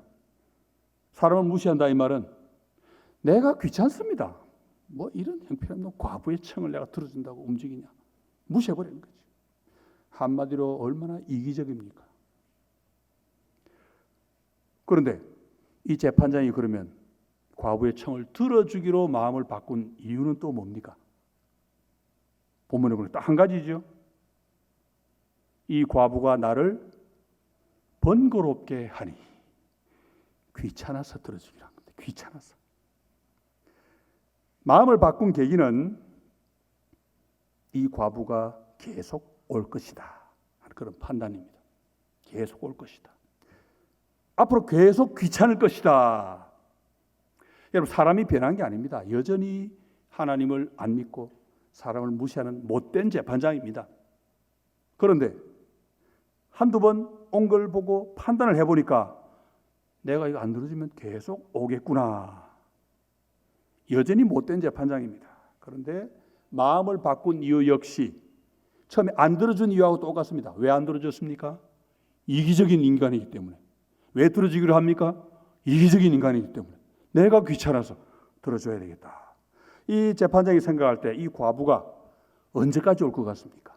언제까지 올 것 같아요? 들어줄 때까지 아닙니다. 여러분, 그렇게 세 가지 가능, 세 가지. 제가 볼 때는 이제 들을 때까지 하면 안 되고 끝장을 볼 때까지. 안 들어도 끝장 볼 수 있습니다. 끝장에는 뭐가 있냐? 뭐죠? 내가 죽거나. 내가 죽으면 안 찾아올 거예요, 그죠? 또는 두 번째는 과부가 죽거나. 죽으면 못 찾아올 거예요, 그죠? 세 번째는 들어주거나. 이 세 가지가 끝장을 보는 겁니다. 재판장은 이거 압니다. 이 사람은 끝장을 볼 때까지 오겠구나. 내가 이 과부라 해도 이거 절대 그냥 못 넘어간다, 이거. 자기가 볼 때는 끝장 볼 때까지 오겠다. 자, 세 가지. 내가 재판장이 죽거나 과부가 죽거나 아니면 원한을 풀어주거나. 어느 게 제일 쉽습니까? 원한 풀어주는 게 제일 쉽습니다. 여러분, 똑똑한 사람이죠. 옛날이나 지금이나 법대에는 누가 가죠? 공부 잘하는 사람들이 갑니다. 똑똑한 사람들이. 재판장 똑똑한 사람이에요. 주님은 그러면서 이 재판장을 하나님하고 한 비교를 해보라 그렇게 말씀하십니다. 재판장은 불의한 재판장입니다. 우리 하나님은 어떤 분이십니까? 공의의 하나님. 공의의 하나님. 재판장은 약자를 무시합니다.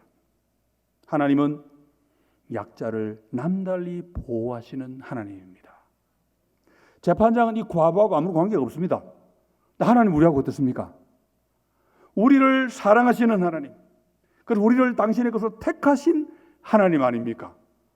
이 재판장하고 이 하나님과 비교를 해봐라. 이 주님 말씀입니다. 하나님이 우리를 당신의 백성으로 택하셨습니다. 택하신 이유는요? 우리 어제 말씀드렸죠. 하나님 우리를 왜 사랑하실까요? 답이 뭐라고요? 예, 그러게나 말입니다. 이유를 모릅니다. 굳이 말하자면 딱 하나. 하나님의 사랑입니다. 하나님 우리를 왜 사랑하실까요? 우리 모릅니다. 그냥 사랑하십니다. 얼마나 사랑하십니까, 우리를? 독생자를 내어주시는 만큼 사랑하십니다. 요한복음 3장 16절 우리 어제 봤죠? 오늘 또 볼까요? 같이 한번 읽어봅시다. 하나님이 세상을 이처럼 사랑하사 독생자를 주셨으니 이는 그를 믿는 자마다 멸망치 않고 영생을 얻게 하려 하심이라. 우리 복음의 핵심입니다. 하나님이 우리를 얼마나 사랑하시냐면 독생자를 내어주시기까지 사랑하셔서 우리를 택하셨습니다. 그 과부하고 아무 상관없는 그 재판장은 귀찮아서라도 들어주는데 우리를 이렇게 사랑하시는 하나님은 우리가 기도하면 얼마나 더 들어주시겠느냐. 이게 우리 주님의 가르침입니다. 이 사랑을 우리가 알기 때문에 우리는 기도할 수 있습니다.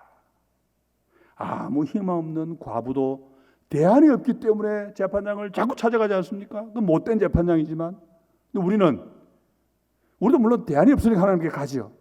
근데 우리 하나님은 우리를 사랑하시고 택하시고 우리가 기도할 때 들어주시는 하나님입니다. 그래서 하나님은 우리 주님이 본문에서 약속하십니다. 우리의 부르짖음에 대해서 하나님이 어떻게 하시는지 약속하시는 게 18장 7절 8절에 나옵니다. 자, 하물며 하나님께서 그 밤낮 부르짖는 택하신 자들의 원한을 풀어주지 아니하시겠느냐? 그들에게 오래 참으시겠느냐? 내가 너희에게 이르노니 속히 그 원한을 풀어주시리라.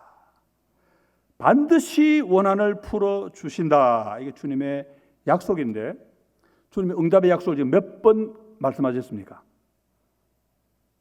본문이 싹 사라져서 잘 모르시겠죠? 자, 1번 원한을 풀어주지 아니하시겠느냐. 2번 그들에게 오래 참으시겠느냐. 3번 속히 그 원한을 풀어주시리라. 몇 번이죠? 3번입니다. 3번인데 앞에 2번은 의문문입니다. 근데 이건 보통 의문문이 아니고 문법적으로 특별한 기능을 가진 의문문입니다. 혹시 여러분 그 용어 아십니까? 그대로 사실대로 말해도 되는데 난 너를 사랑해 그래도 되는데 내가 너를 사랑 안 하니? 의문으로 바꾸는 게 있습니다. 수사법적인 의문이라서 수사의문문 그렇게 말하죠. 형식은 의문문이지만 내용은 서술문인데 강조하는 서술문입니다. 원한을 풀어주지 아니하시겠느냐? 무슨 말입니까? 반드시 풀어주신다 그 말입니다. 그러면 그 다음에 오래 참으시겠느냐? 오래 안 참으신다 그걸 강조하시는 표현입니다. 그렇죠? 수사의 문문은 답이 필요가 없습니다. 그런데 주님이 수사의 문문을 2번 사용하시고 난 다음에 또 한 번 더 서술해 주십니다. 속히 그 원한을 풀어주시리라. 그래 3번이 됐는데 왜 주님이 마지막에 또 한 번 이렇게 말씀하셨을까 생각해 보면 주님은 우리 수사법의 달인입니다. 주님 수사법 잘 쓰세요. 그런데 제자들의 국어 실력에 조금 문제가 있습니다. 그래서 원한을 풀어주지 아니하시겠느냐? 풀어주신다는 말인데 제자들이 못 알아들 수 있단 말이에요. 그렇죠? 오래 참으시겠느냐? 오래 안 참으신다는 뜻이지만 제자들이 모를 수가 있습니다. 그 제자들이 누굽니까? 바로 우리죠. 아까 오후에 우리 제 목사 같이 카톡을 좀 주고받았는데 제가 또 뭐라고 썼더니 이과라서 잘 못 알아듣겠다. 그래서 제가 설명을 해준 적이 있습니다. 제가 어제 우리 제 목사님 뜯어먹어가지고 오늘은 안 뜯으려고 그랬는데 그 카톡에 한마디 하면 제가 이거 뭐 입이 건조해서 안 써먹을 수가 없어요. 우리가 주님을 걱정 드려드리려면 어떻게 해야 됩니까? 국어 공부를 열심히 해야 됩니다. 그래서 주님이 수사법으로 딱 말씀하시면 금방 알아들어야 되는데 우리가 못 알아들으니까 주님이 안 풀어주시겠느냐? 오래 참으시겠느냐? 그러고도 마음이 안 놓여가지고 속히 풀어주신다. 응? 알겠니? 그렇게 말씀하시는 거죠. 자, 그런데 주님은 응답의 확실성을 이렇게 3번에 걸쳐 말씀하시고 그런 다음 비유 마지막에 가서 갑자기 이야기의 방향을 확 바꾸십니다. 18장 8절 뒷부분 보니까 자, 그러나 인자가 올 때에 세상에서 믿음을 보겠느냐 하시니라. 마지막 이 한 말씀으로 분위기를 반전시키십니다. 비유를 잘 말씀해 주시고 그 비유에 대해 해설도 잘 들려주시고 그런 다음에 갑자기 찬물을 확 끼얹으시는 거예요. 제자들에게 반드시 억울함을 들어주신다. 제자들이 지금 그렇구나 막 이렇게 믿음이 흥분되는 그런 상태인데 주님이 찬물을 확 끼얹으시는 거예요. 글쎄 항상 기도하고 낙심하면 안 된다. 그래서 제자들이 지금 아멘할 판국인데 예수님이 마지막에는 근데 글쎄 잘 될까? 그러시는 거예요. 그런 분위기입니다. 주님의 이 말씀에는 깊은 뜻이 몇 가지가 담겨 있는데 우리는 첫째로 기억할 것은 주님이 우리의 기도에 확실하게 응답하시는 때는 바로 우리 주님이 다시 오시는 그때 주님의 재림 때라는 뜻이 담겨 있습니다. 우리 하나님 앞에 기도합니다. 하나님 풀어주세요. 응답해 주세요. 하나님 응답하십니다. 수시로 응답해 주십니다. 그렇지만 그 응답이 완전하게 결론을 볼 날은 언제냐면 주님이 다시 오시는 그날입니다. 그 뜻이 여기 왜 들어있습니까? 인자가 올 때 믿음을 보겠느냐 이 말은 그때까지도 사람들은 뭐 해야 된다는 이야기입니까? 기도해야 된다는 이야기입니다. 억울함을 하나님 앞 아뢰야 된다는 이야기입니다. 억울함이 계속 유지가 된다는 이야기입니다. 그 속에 담겨 있죠. 그래서 주님이 요한을 통해 계시를 주셨는데 계시록 6장 10절에 보면은 큰 소리로 불러 이르되 거룩하고 참되신 대주제여 땅에 거하는 자들을 심판하여 우리 피를 갚아주지 아니하시기를 어느 때까지 하시려 하나이까 하니. 계시록 21장 4절 끝에 가서도 마찬가지입니다. 모든 눈물을 그 눈에서 닦아주시리 다시 사망이 없고 애통하는 것이나 곡하는 것이나 아픈 것이 다시 있지 아니하리니 처음 것들이 다 지나갔음이러라. 계시록 시작 부분에서는 영혼들이 죽은 영혼들이 여전히 주님 앞에 호소합니다. 주님 저 억울하게 죽었습니다. 이거 언제 풀어주실 겁니까? 마지막 21장에 가서야 비로소 모든 게 다 해결되고 주님 하나님이 다 심판을 행하시고 우리 눈에서 눈물을 닦아주십니다. 그때까지 갑니다. 마지막 날이 되어야만이 모든 것이 완전하게 해결이 됩니다. 과부의 억울한 일도 우리의 아픔이나 답답함이나 눈물도. 그래서 우리가 뭐라고 외칩니까? 마라나타. 뭐죠? 예, 주여 오시옵소서. 아멘 주 예수여 오시옵소서. 첫째로는 주님의 재림이 확실한 응답의 때다. 두 번째로는 이 믿음을 보겠느냐 이 말씀에 담긴 것은 주님의 재림이 생각보다 늦어질 수도 있다. 그런 뜻이 또 담겨 있습니다. 지금은 기도하는 사람이 있습니다. 주님이 금방 오실 거라면 주님 오실 그때도 아마 기도하는 사람들이 있을지도 모릅니다. 그런데 주님이 점점점 오시는 게 늦어지는 것 같아요. 그 사람들이 기도하다가 오실까다 그냥 한 사람 포기, 두 사람 포기 그렇게 점점점 나갈 수 있다. 그런 말씀입니다. 주님의 시간은 우리의 시간과 다릅니다. 그걸 가르치시는 비유가 마태복음 25장에 나온 열처녀 비유입니다. 거기 보면은 신랑이 더디 오므로 다 졸며 잘세 이야기합니다. 신랑이 더디 오는데 내가 생각할 때는 금방 올 줄 알았는데 신랑의 시간하고 내 시간은 다릅니다. 다 잠들고 난 뒤에 신랑이 옵니다. 더디 오매 내가 생각보다는 늦어질 수 있다. 우리가 가지고 있는 조급증을 이겨야 된다. 그런 말씀이 될 수 있는 거죠. 근데 주님이 염려하시는 건 그런 건 아닙니다. 시기적인 문제 이런 건 아닙니다. 주님이 염려하시는 것은 기도하는 사람이 적을 수도 있고 심지어 없을 수도 있다. 그런 내용입니다. 왜 그렇겠습니까? 재림이 늦어지는 것도 원인이 될 수 있습니다. 그러나 진짜 원인은 삶 자체가 힘들기 때문입니다. 우리 삶이 어떤 거라고 그랬습니까? 우리가 사는 환경은 도시입니다. 사람들이 하나님을 두려워하지도 않고 사람도 무시하는 곳입니다. 그런 도시를 우리는 과부가 되어 살아갑니다. 아무런 힘도 없는, 의지할 데도 없는 그런 상황에 우리가 억울한 일을 끊임없이 당합니다. 그게 우리의 삶입니다. 주님이 비유에서 18장 7절에서 말씀하셨습니다. 하물며 하나님께서 그 밤낮 부르짖는 택하신 자들의 원한을 풀어주지 아니하시겠느냐. 이 말씀 속에 여러분 힌트가 담긴 거 아시겠습니까? 성도가 어떤 사람입니까?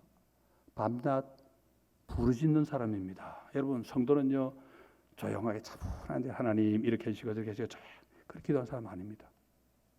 어떻게 기도한다고 그랬습니까? 부르짖는다 그랬습니다. 여러분 우리가 언제 부르짖습니까? 억울한 일이 있을 때, 괴로워 미치겠습니다. 그럴 때 우리가 하나님 왜 이러십니까? 부르짖습니다. 주님은 지금 밤낮 부르짖는 택한 자들이라고 말씀하십니다.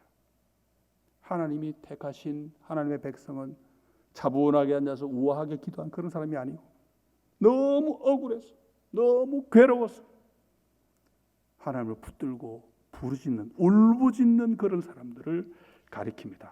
밤낮 부르짖는 이 말씀 속에는 우리가 성도로 살아가는 삶이 녹록지 않다, 호락호락하지 않다는 것을 우리에게 가르쳐 줍니다. 도시요 과부입니다. 고통이 억울한 일이 끊이지 않습니다. 하나님 앞에 호소할 일이 하나둘이 아닙니다. 밤낮 부르짖는다고 그랬습니다. 바로 밤낮 이 말을 하면 우리 생각나는 구절이 있습니다. 시편 1편에 보면은 우리 잘 아는 구절이죠. 복 있는 사람은 악인들의 꾀를 따르지 아니하며 죄인들의 길에 서지 아니하며 오만한 자의 자리에 앉지 아니하고 오직 여호와의 율법을 즐거워하여 그 율법을 주야로 묵상하는 자로다. 주야로. 주야가 뭡니까? 밤낮 그 말입니다.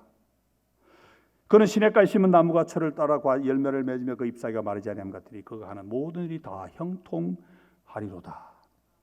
우리가 이 구절을 읽을 때 오해하면 안 됩니다. 야, 예수 믿는 사람은 하나님 말씀 성경 공부 열심히 하니까 하는 일이 착착착착 잘 되더라. 여러분 그런 뜻 아닙니다. 율법을 주야로 묵상한다는 무슨 뜻이겠습니까? 밤낮 성경만 달달달 외우고 있다 그런 말이겠습니까? 아닙니다. 말씀을 바로 밤이나 낮이나 그 말씀대로 살려고 몸부림을 친다는 것입니다. 악인의 꾀를 따르지 않고 죄인에게 서지도 않고 오만한 자의 자리도 앉지 않고 말씀대로 살려고 몸부림치는 삶을 언제? 밤이나 낮이나 그런 삶을 이야기합니다. 그런 삶을 갈라디아서 6장 9절은 또 표현하기를 우리가 선을 행하되 낙심하지 말지니 포기하지 아니하면 때가 이름에 거두리라. 아까 말씀드렸지요.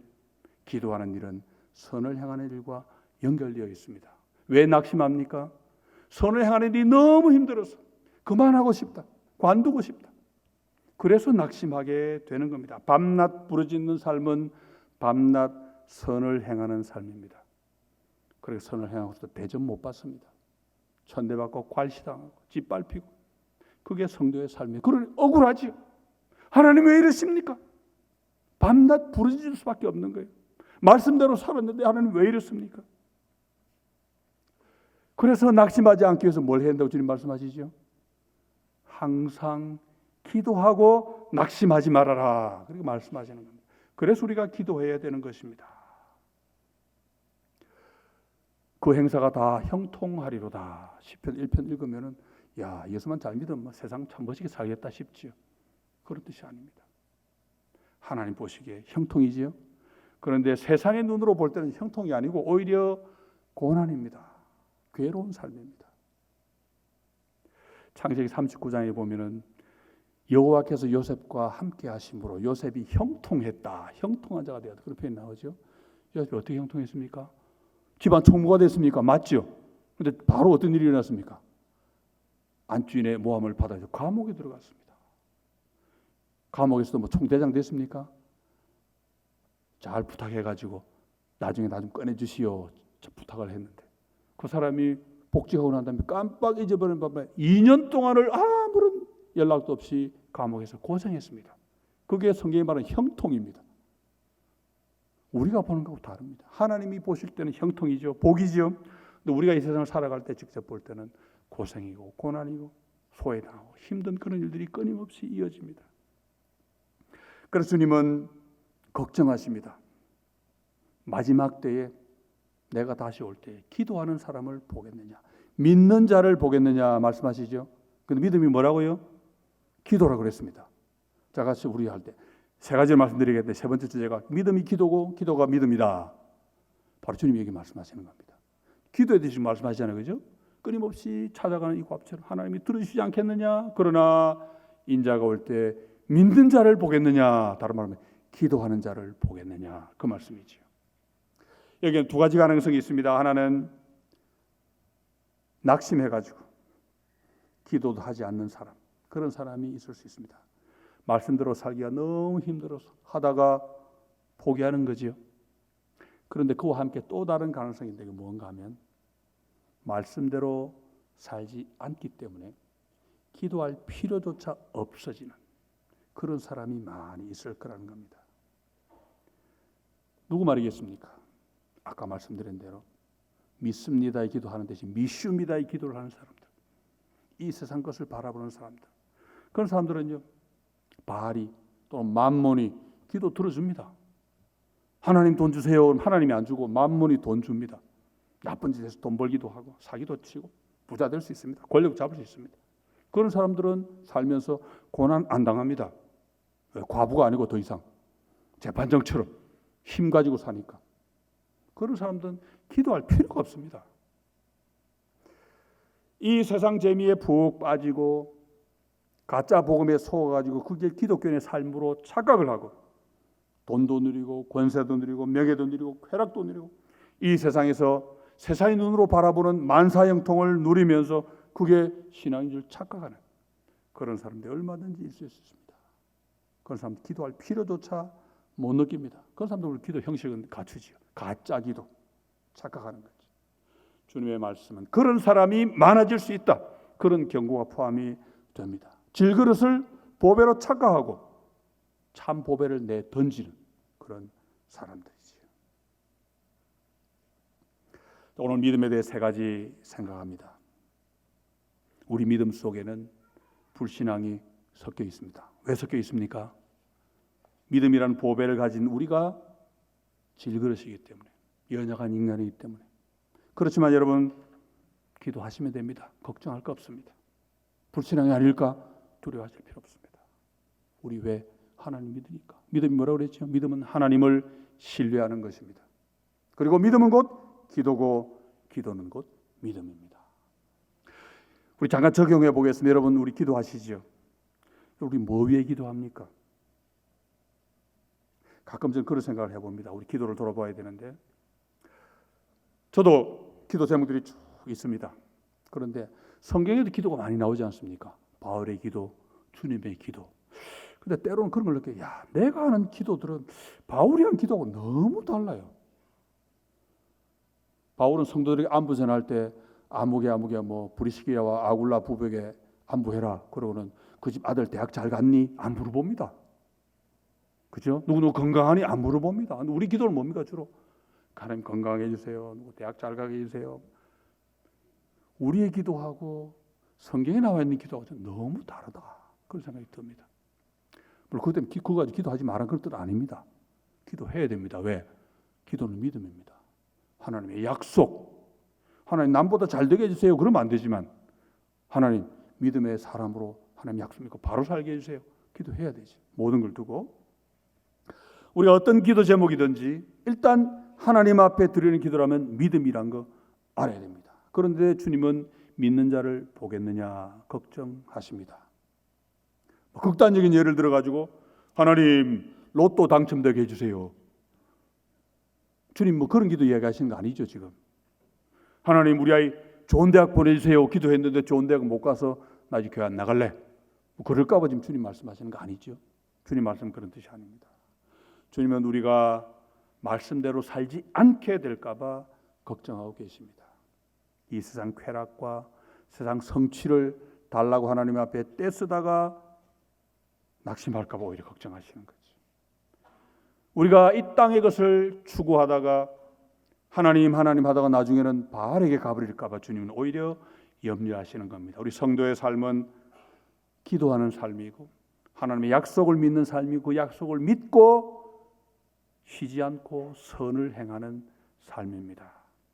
성도의 기도는 선을 행하면서 내가 선을 행하면서 사람들이 악으로 나에게 갚는 그것을 하나님 앞에 억울합니다. 하나님 아뢰는 부르짖는 그런 삶입니다.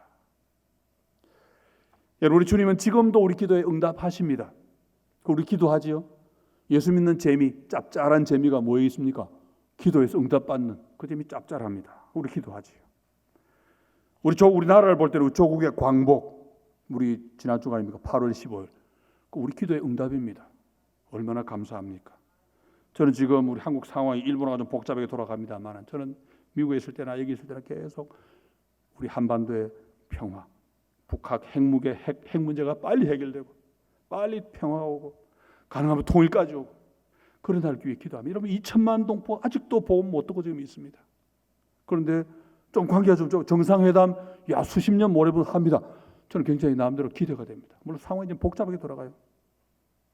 우리 기도해야 되죠. 하나님은 우리 기도에 응답하십니다. 개인적으로도 여러분 아마 기도한 내용 응답받고 많은 경험들을 하실 줄 저는 믿습니다. 그런데 우리에게 정말 도전이 되는 것은 응답되지 않은 기도입니다. 아직 응답되지 않은 것.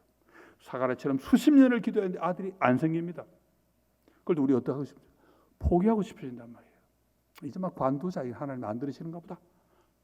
그런데 왜 포기할 수 없습니까? 이 과부처럼 절대 포기할 수 없는 무언가이기 때문에 할 수 없이 또 갑니다. 안 들어줄 줄 알지만 다른 대안이 없어서 또 갑니다. 우리가 이 땅 살면서 억울한 일을 많이 당하는데 하나님 앞에 기도 안 할 수 없는 이유는 대안이 없으니까. 하나님께 간구 안 하고 이거 어떻게 하겠습니까? 그러니 하나님 앞에 가는 거지. 이루어지지 않은 기도는 우리 믿음의 도전이 됩니다. 저도 그런 기도 제목 여러 개 있습니다. 포기 못합니다. 하나님이 아직 안 들어주셨는데 포기 못합니다. 기도해야 됩니다. 우리 모두에게 그런 도전이 저는 있다고 봅니다. 여러분 그런 기도 있지요. 하나님이 아직 안 들으셨어요. 그런데 포기도 못하겠어요. 이 땅 욕심이냐? 아닙니다. 하나님의 약속과 관련된 것.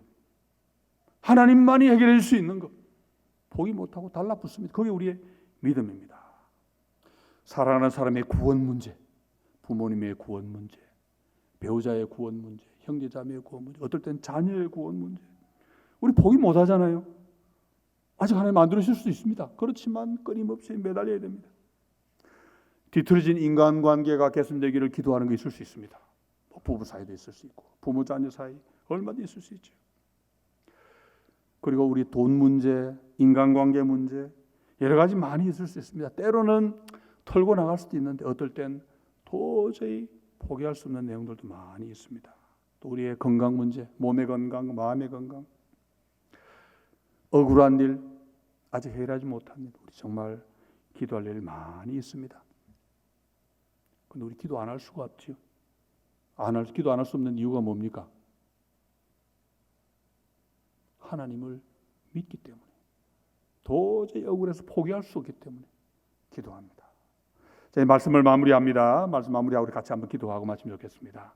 기도는 믿음이라고 그랬습니다. 기도가 믿음이고 믿음은 곧 기도다.